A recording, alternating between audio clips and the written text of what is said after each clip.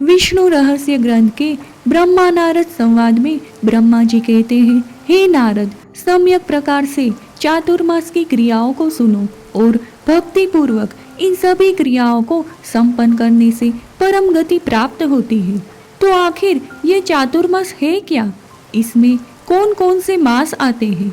चातुर्मास में कौन कौन से त्योहार मनाए जाते हैं और ये इतना महत्वपूर्ण क्यों है? और चातुर्मास में कौन कौन से कार्य नहीं करने चाहिए? चातुर्मास व्रत में किन किन नियमों का पालन करना चाहिए? चलिए आज इसके विषय में विस्तार से बात करते हैं। चातुर्मास यानी 4 महीने, और ये कोई साधारण 4 महीने नहीं है।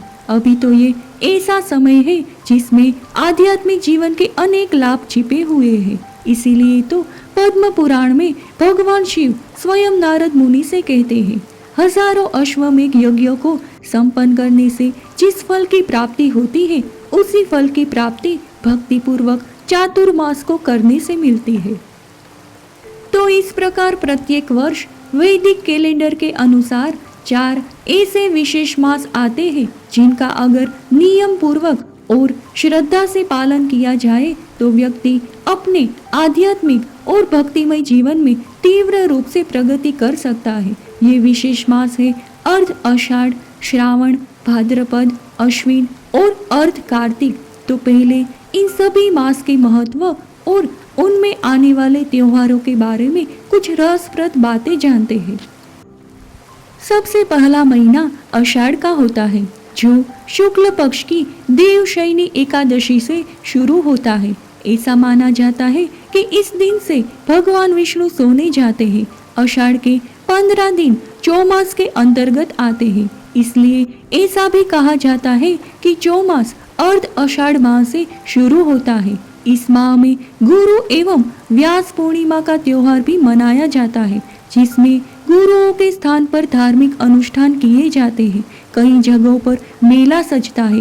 गुरु पूर्णिमा खास तौर पर शिरडी वाले साईं बाबा, सत्य साईं बाबा, गजानन महाराज, सिंगाजी, धूनी वाले दादा एवं वे सभी स्थान जो गुरु के माने जाते हैं, वहाँ बहुत बड़े रूप में गुरु पूर्णिमा मनाई जाती है। दूसरा महीना श्रावण का होता है। यह महीना बहुत ही पावन महीना होता है। इसमें भगवान शिव की पूजा अर्चना की जाती है। इस माह में कई बड़े त्योहार मनाए जाते हैं, जिनमें रक्षाबंधन, नाग पंचमी, हरियाली तीज एवं अमावस्या, श्रावण सोमवार आदि विशेष रूप से शामिल है। रक्षाबंधन का त्योहार भाई बहनों का त्योहार होता है। बहनें अपने भाइयों को राखी बांधती है। वहीं नाग पंचमी के दिन नाग देवता की पूजा की जाती है। हरियाली तीज में सुहागन औरतें भगवान शिव एवं देवी पार्वती की पूजा करती है एवं व्रत भी रखती है। इस माह में श्रावण सोमवार का महत्व बहुत अधिक है। इस माह में वातावरण बहुत ही हरा भरा रहता है।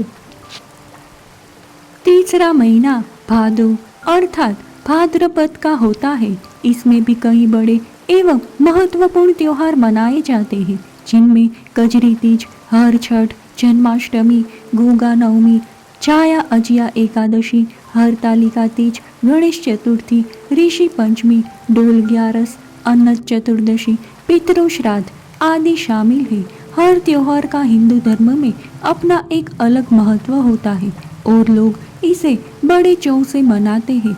इस तरह यह माह भी हिंदू रीति रिवाजों से भरा पूरा रहता है।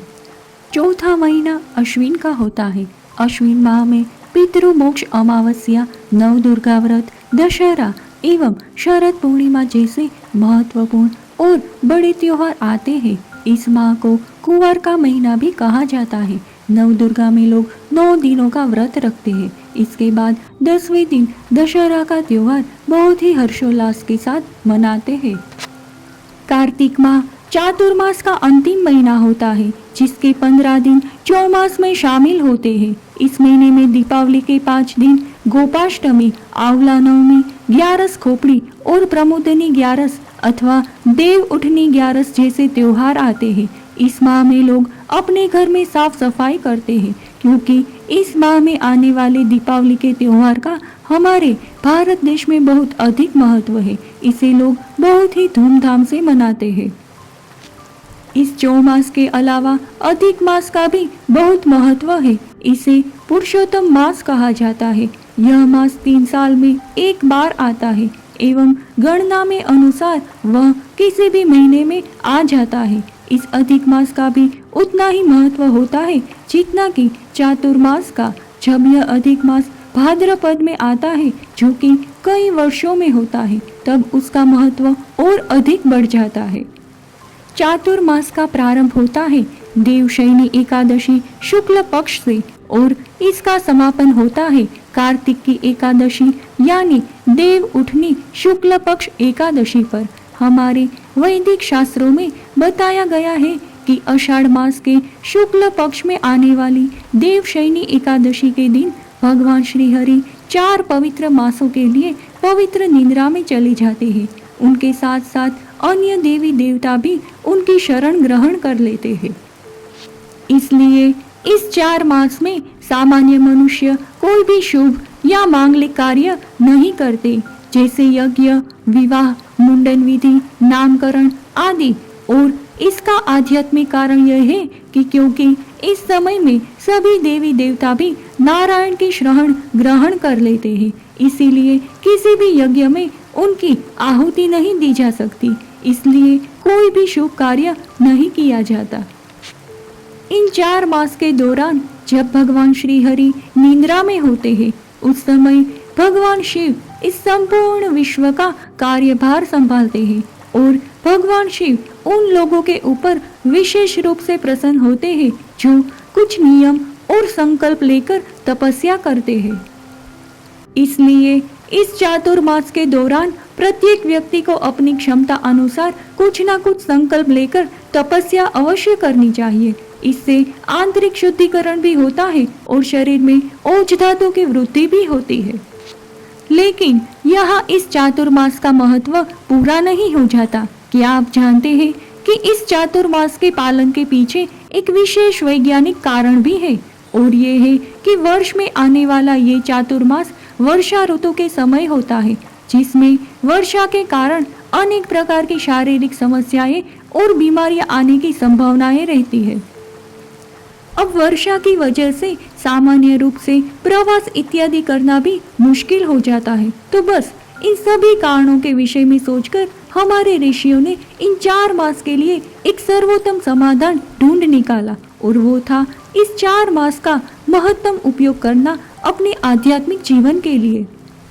इसलिए इस चातुर्मास के लिए सभी साधु पुरुष और सन्यासी प्रवास नहीं करते और एक ही स्थान पे रह के अधिक से अधिक समय हरि भजन और कीर्तन में लगाते हैं।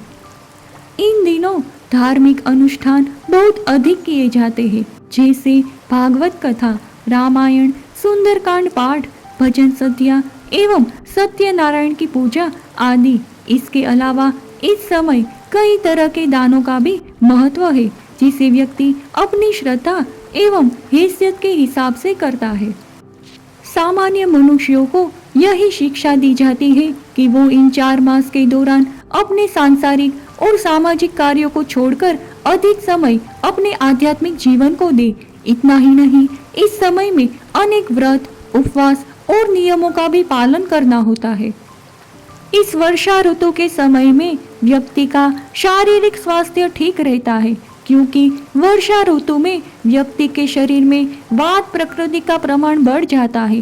तो इस प्रकार से चातुर्मास का पालन करने से दुगना लाभ मिलेगा, शारीरिक स्वास्थ्य का लाभ और आध्यात्मिक प्रगति का लाभ।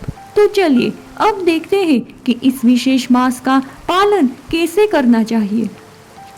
चातुर्मास के कई नियम होते हैं जो सभी अपनी मान्यता अनुसार निभाते हैं। सबकी अपनी श्रद्धा होती है, जैसे कि चातुर्मास के दिनों में महिलाएं सूर्योदय के पूर्व उठकर स्नान करती है, साथ ही पूजा कर मंदिर जाती है। खास तौर पर श्रावण एवं कार्तिक का महीना, कार्तिक में कृष्ण जी एवं तुलसी जी की पूजा की जाती है। कई लोग पूरे 4 महीने एक वक्त भोजन करते हैं एवं रात्रि में फलहार किया जाता है।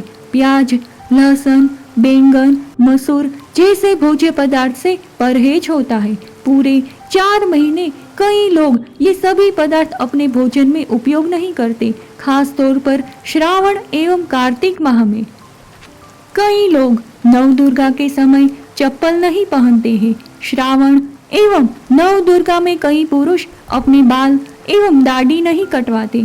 पूरे चातुर्मास गीता पाठ, सुंदरकांड, भजन एवं रामायण पाठ सभी अपनी श्रद्धा अनुसार करते हैं। इसके अलावा इस समय कई दान पुण्य एवं तीर्थ यात्रा भी की जाती है। इस दौरान फर्श पर सोना और सूर्योदय से पहले उठना बहुत शुभ माना जाता है। उठने के बाद अच्छे से स्नान करना और अधिकतर समय मौन रहना चाहिए। दिन में केवल एक ही बार भोजन करना चाहिए। एक समय ही उत्तम भोजन ग्रहण करना चाहिए। इन 4 माह में तेल से बनी चीजों का सेवन ना करें। दूध, शक्कर, दही, तेल, बैंगन, पत्तेदार सब्जियां, नमकीन या मसालेदार भोजन, मिठाई, सुपारी, मांस और मदिरा का सेवन नहीं किया जाता। श्रावण में पत्तेदार सब्जियां यथा पालक, साग इत्यादि, भाद्रपद में दही, अश्विन में दूध, कार्तिक में प्याज, लहसुन और उड़द की दाल आदि का त्याग कर दिया जाता है। प्रतिदिन सुबह और शाम को विष्णु सहस्त्रनाम स्तोत्र का पाठ करें या ओम नमो नारायण, ओम नमो भगवते वासुदेवाय नमः मंत्र की रोज एक माला सुबह और शाम को जपें। प्रतिदिन सुबह और शाम को 20-20 मिनट का ध्यान करें और सूर्य नमस्कार करें। इन 4 माह में 5 तरह के दान करें। पहला, किसी गरीब को, पशु या पक्षी को भोजन कराए। दूसरा, नदी के जल में दीप छोड़े या मंदिर में दीप जलाए। तीसरा, किसी गरीब को वस्त्र का दान करे। चौथा, कटोरी में सरसों के तेल में अपनी चेहरा देखकर उसे शनि मंदिर में दान कर दे। पांचवा, किसी मंदिर या आश्रम में सेवा करके श्रम दान दे सकते हैं। चातुर्मास के समाप्त होते ही धार्मिक कार्य जैसे शादी, मुंडन इत्यादि का कार्य शुरू हो जाता है। देव उठनी 11 से ही विवाह कार्य प्रारंभ हो जाते हैं। कहा जाता है कि इस दिन देवी तुलसी का विवाह होता है। कुछ लोग इसे छोटी दिवाली भी कहते हैं। चातुर्मास की शुरुआत देवशयनी एकादशी से होती है, जो कि इस बार 29 जून को पड़ रही है और ये 23 नवंबर को कार्तिक मास की एकादशी पर खत्म होगी। इस बीच सभी शुभ कार्य जैसे शादी समारोह आदि कार्य नहीं किए जाते, क्योंकि कहा जाता है कि इस समय भगवान विष्णु अपनी निद्रा में होते हैं। इसलिए जब चातुर्मास शुरू होता है तो हिंदू धर्म में इनकी पूजा भी की जाती है और जब ये निद्रा से उठते हैं तभी ये शादी जैसे कार्य शुरू हो जाते हैं।